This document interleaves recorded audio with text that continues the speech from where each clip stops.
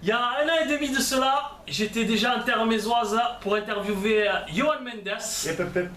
On va parler de vrai shooter, là, Anthony Bondon. En avant partout. Bon ben, à la main partout.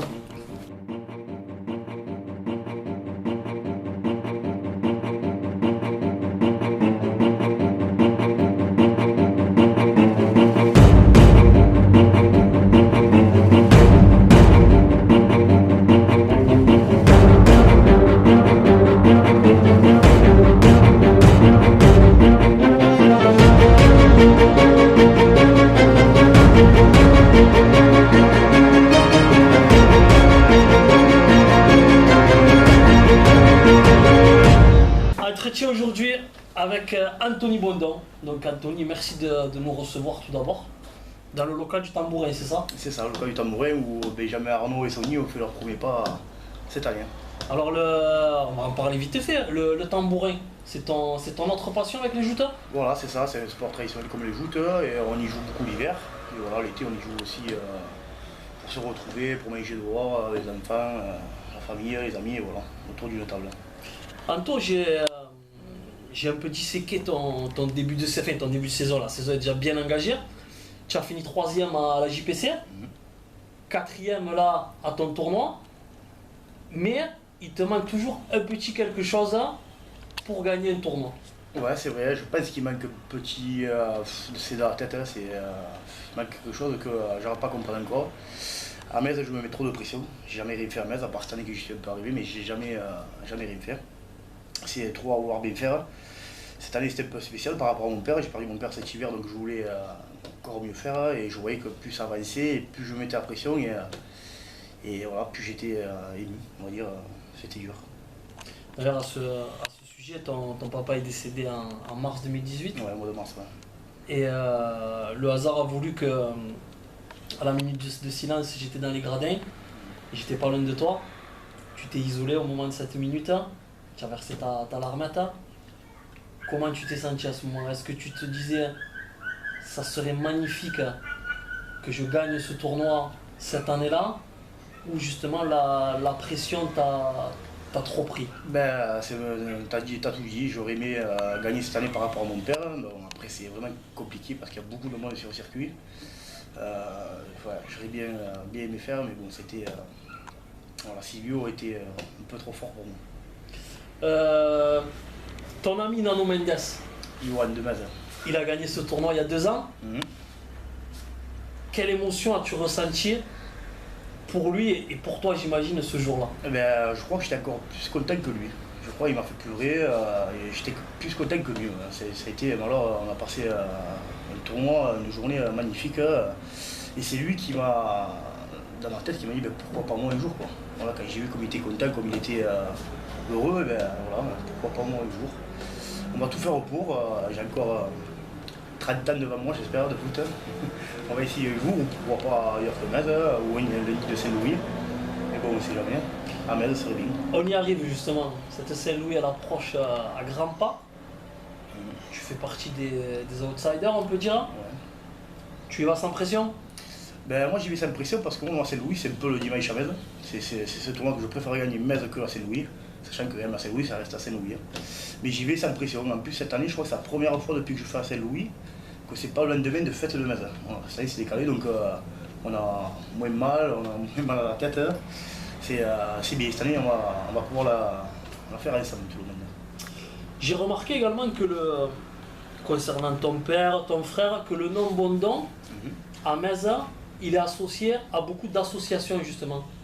Le football, le tambourin, Ouais. les joutes, la rame.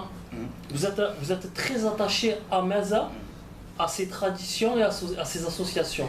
Ouais, on est une grande famille mésoise. Mon grand-père était 11 frères et sœurs, donc ça fait partie c'est une grande famille. J'avais mon père qui ramait les années 80 à Genelance, mon frère qui a ramé dans les années 2000. Moi j'ai ramé aussi les années 2000 avec mon frère. Mon frère est impliqué au foot et mon père était beaucoup impliqué au boule, à la pétanque mésoise. Voilà, et moi on joue depuis tout petit, depuis donc, tambourin. Mon frère joue au tambourin aussi, d'ailleurs. Ouais, on est bien impliqué ici et on est fiers. C'est justement ce que j'allais venir. C'est important pour vous de représenter positivement la ville de Metz. Voilà, nous on a toujours été dans les traditions, le respect des traditions, tout ça. Au début de ta carrière de jouteur, pourquoi avoir choisi la JLSM et non pas la Nouvelle Lens mésoise? Ben à l'époque, il n'y avait pas d'école de joutage nouvelle, il n'y avait qu'une école de joutage de Lens, et du coup j'étais à jeune Lens naturellement, et après j'ai toujours été bien, donc j'ai jamais changé, même si j'aime bien le Lens. Ouais, c'est voilà pourquoi. Alors on le verra sur l'interview, je mettrai quelques photos. Tu as ajouté un droitier. J'ai joué un droitier, j'ai gagné tout le monde, droitier, tout ça, un junior, un senior. Et après j'ai eu des problèmes au poignet droit.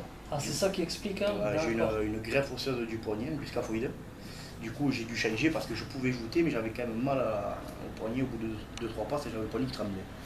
Du coup, un jour, à l'entraînement, j'ai essayé un gaucher. J'ai pris même, je me rappelle, Grégory Ortega de Metz. Et j'avais jeté un gaucher. Du coup, j'ai fait monter un autre. Je l'ai jeté aussi, je ne me rappelle plus qui c'est. Et du coup, j'ai dit, ben, je vais essayer. Et c'était un senior, hein, c'était pas un junior, c'était un senior. Et le premier tour que je fais un gaucher, je fais la demi-finale. Voilà, du coup, je me suis inventé une carrière de joueur gaucher. C'est rarissime ou même c'est du jamais vu, non, je crois, j'ai pas souvenir. Même Aurélien n'a pas gagné un gaucher, il a gagné un droitier. Moi j'ai gagné les deux, bon pas lourd, c'est vrai, mais un senior. J'ai gagné un droitier et un gaucher, ouais. Je pense qu'il n'y en a pas beaucoup qui l'ont fait. Et est-ce que depuis tu as réessayé de jouer un droitier oui, et ces fameuses douleurs sont-elles toujours là? Ben, j'en fais qu'une, quand je joue un droitier, j'en fais qu'une parce que je ne gagne pas. Donc du coup j'en fais qu'une, ça me fait pas mal. Mais je me régale quand même. Les sensations c'est complètement différent et j'ai tout perdu, je ne sais plus jouer un droitier. Ton amitié avec Johan Mendes, elle vient d'où cette amitié? Fou, avec Johan et Miri, on s'est toujours suivis depuis. Moi j'ai commencé à pupille seconde année. Lui il était à minime première année, et Miri, un des deux là, je ne me rappelle plus, les deux étaient à minime, moi en pupille. Et depuis l'école de joute, les juniors, les seniors, les lourds, on a toujours été. Et puis l'hiver on traîne ensemble, il n'y a pas que dans le joute qu'on a mis. Quoi. Voilà, mais Johan, comme Miri, c'est deux grands amis. Ouais. Très grands amis. Le joueur qui t'a le plus impressionné dans le circuit? On va parler de Benjamin Arnaud. Hein.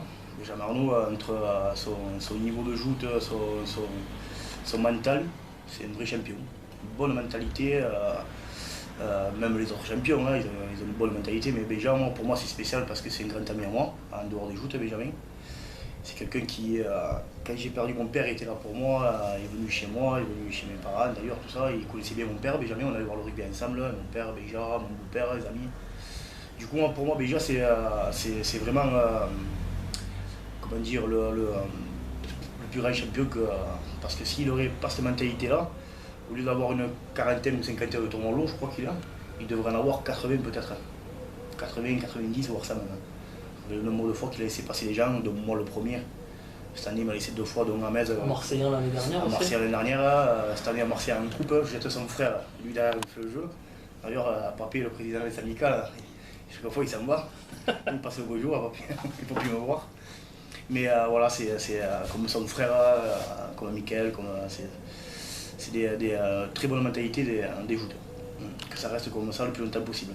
Qu'est-ce qui se passerait dans ton esprit si tu arrivais en finale de Moligny-Sille ou d'une Saint-Louis face à Méry, à Nano? Comment tu l'as? Est-ce que vous feriez une pantalonnade? Comment tu le vivrais? Moi je pense qu'on l'aurait gagné avant déjà, parce qu'une finale tous les deux, ça serait, que ce soit Méry ou Lyon, ça serait fabuleux. On tourne la lance et pantalonnade, hein. Après ils pourront dire ce qu'ils veulent, tant pis, on remontera, on fera le pantalonnade, hein. À force c'est au garé. Tu le regretterais pas? Non, pas parce que je vais te donner un exemple, j'avais interviewé Sébastien Bellin et Christophe Vincian, et ils avaient fait une pantalonnade justement à la Saint-Louis mi-moyen 90, et bien des années après, ils regrettaient d'avoir fait ça. D'accord, et pour quelle raison? Parce que ça dénaturait un peu pour l'esprit des joutes. Après, c'est vrai que quand ils ont une finale, moi, il y a un très bon collègue à moi comme Méry ou Yohan, ça serait déjà une victoire pour tous les deux. Donc, et c'est vrai qu'on pourrait l'ajouter aussi, mais ça serait mieux si on pouvait faire le pantalon d'avoir tous les deux notre nom écrit en même temps, ce serait beau. Voilà. 30 ans après de voir ça, ça serait fabuleux. Je ne pense pas regretter après. Un mot sur les joutes actuelles. Il y a pas mal de contestations qui est en train de naître de la part des jouteurs face certaines décisions, face à certains choix. Mhm. Comment tu le vis toi personnellement? Ben, moi, je pense que ça a toujours existé. Je pense qu'il y en a toujours eu. Après, je trouve que ça fait partie du folklore. Tant que ça va pas trop loin, ça fait partie du folklore. Moi, ça me choque pas. Tu trouves pas, notamment depuis le dernier trophée du Languedoc, Mhm. que ça s'amplifie là ces temps-ci? Ben, c'est vrai que le jury a fait une erreur d'entrée de tournoi. Donc, du coup, après, le jury n'était plus crédible. Et c'est vrai que moi, ça m'arrive rarement de gueuler, ou des fois, je vais dire quelque chose, mais sans gueuler. Mais après, je pense que c'est une petite passe que tout le monde en fait un plat, mais il n'y a rien de. Ça va se calmer doucement. La première fois que j'avais été marqué par tes exploits en joute, c'était justement en Agde, en 2013 je crois, au championnat de France, tu te championnat de France, rappelles? les seniors. Ouais, la dernière année senior. Ouais. Il y avait d'ailleurs eu une sacrée polémique. Eh ben ouais, j'étais même pas allé chercher la coupe, hein. J'avais fini troisième sur une décision du jury d'Agde contre l'Ognos qui était à Agde, que j'escampe l'Ognos en demi-finale. Et qu'au bout de 10 minutes, il m'élimine pour avoir pris Thibaut en dehors. Donc, même Thibaut, c'est très bien que je l'ai pas pris en dehors. Donc ça, ouais, je l'ai mal pris. Pourtant, j'ai pas insulté le jury, j'ai un peu gueulé, mais j'ai rien insulté. Du coup, je suis pas allé à la remise parce que j'ai eu vraiment mauvaise. J'ai été dégoûté des joutes. Franchement, j'ai été très dégoûté. Pourquoi j'ai cherché une coupe c'est que vraiment, j'ai eu mauvaise. Ouais. C'est du passé. Je regrette encore de ne pas avoir fait la finale avec Gauthier Martorell. Et derrière, Gauthier est champion. C'était une passe où je me sentais très bien et j'aurais pu peut-être aller chercher le titre. Sachant que Gauthier était au-dessus de tout le monde quand même, mais je me sentais bien. Est-ce que tu as déjà eu peur en montant sur un plancher Non. par rapport aux blessures, Non, par rapport à non, l'adversaire en face là? Non, si on commence à avoir peur, ça sert à rien de monter sur la trentaine. La pression, moi je crois que ça fait 20 ans que je joute. Quand je monte, j'ai encore la petite boule au ventre.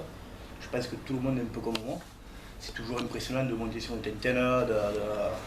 C'est vraiment impressionnant, mais c'est un réel plaisir. C'est une bonne adrénaline.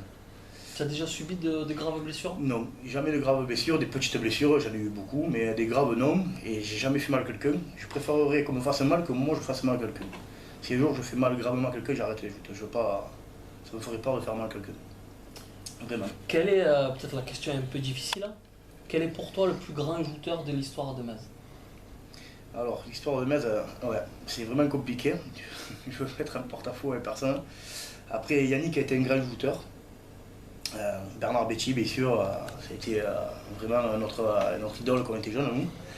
Et après, il y avait Stéphane Baïza, qui malheureusement, avec son travail, ne pouvait pas se permettre de faire tous les tournois ou de continuer, mais je pense que Stéphane aurait été un très très grand champion. Sacré carrure aussi. Ah ouais, une grosse lance, comme son père, comme tu vois. Et pour terminer, comment se porte apparemment positivement la JLSM?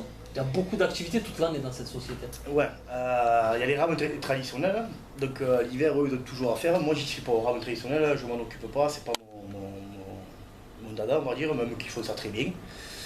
Cette année, on a fait une belle fête de Metz, une bonne soirée. C'est très bien, moi je pense qu'il y a un grand avenir dans cette société. Tout comme la nouvelle lance à Metz, il y a vraiment du monde, ils ont un nouveau local, c'est bien pour la ville de Metz, quoi, pour les deux sociétés qui y a à Metz. De toute façon, il faut deux sociétés à Metz. Et je trouve que c'est très bien pour eux et c'est très bien pour nous parce que les deux sociétés sont.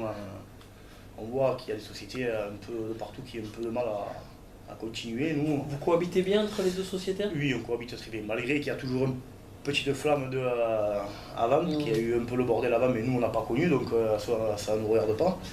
On essaye de bien cohabiter. Après, voilà, que ce soit d'un côté et de l'autre, il y a toujours un peu des gens qui remuent un peu la merde, comme on dit. Mais ça se passe très bien. Ça se passe très bien. Voilà. Il faut être content qu'il y ait deux sociétés qui marchent à Metz. Puis ça fait une certaine émulation aussi. Voilà, et puis pas plus mal. d'avoir deux sociétés, on a deux droits de joute à Metz aussi. Si on n'aurait qu'une, on n'aurait que deux mois. Et je pense que c'est un pur bonheur pour toi et tous les Mésois de voir justement, comme tu l'as dit tout à l'heure, le tournoi décalé par rapport à la Saint-Louis.